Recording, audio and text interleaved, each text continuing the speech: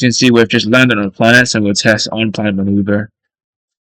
Press B, and then we exit the spaceship. We move on to the terrain. As you can see, the spaceship is there, so it's properly ejected into the correct position. The terrain, as you can see, is properly sampled with slightly different color schemes. We can also have already shown the rotation of the camera or the person, which is we can rotate with unconstrained, and the horizon, which is quite flat, is demonstrable and comparable to actual Earth.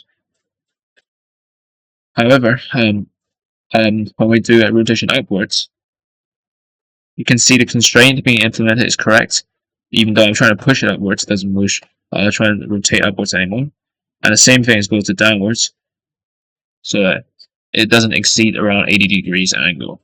So that it mimics a real person's eye kind of point of view. We can try to report to different terrains. So for example, you can see over there, that's more green. We walked over there.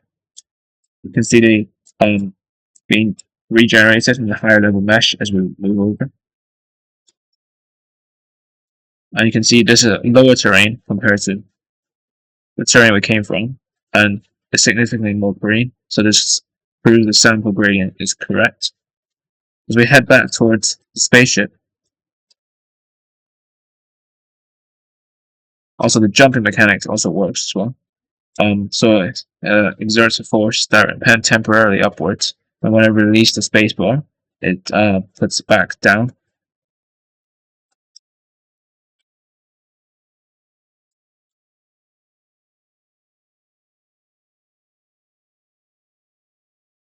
So you see, you can also stabilize furniture in any terrain. It works properly. The stars sampled correctly. So let's go back to the spaceship, and we will assume.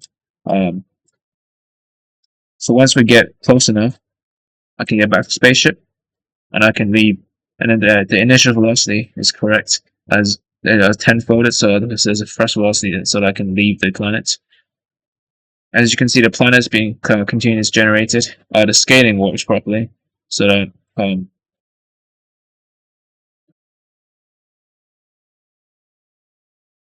in just a second, when we're slightly far away from Earth, there you go, the sun appears. So we can tell this scaling is correctly, as the sun won't appear until the scaling drops down to 4 and 1. And you can also see the outer planets rotating normally as well.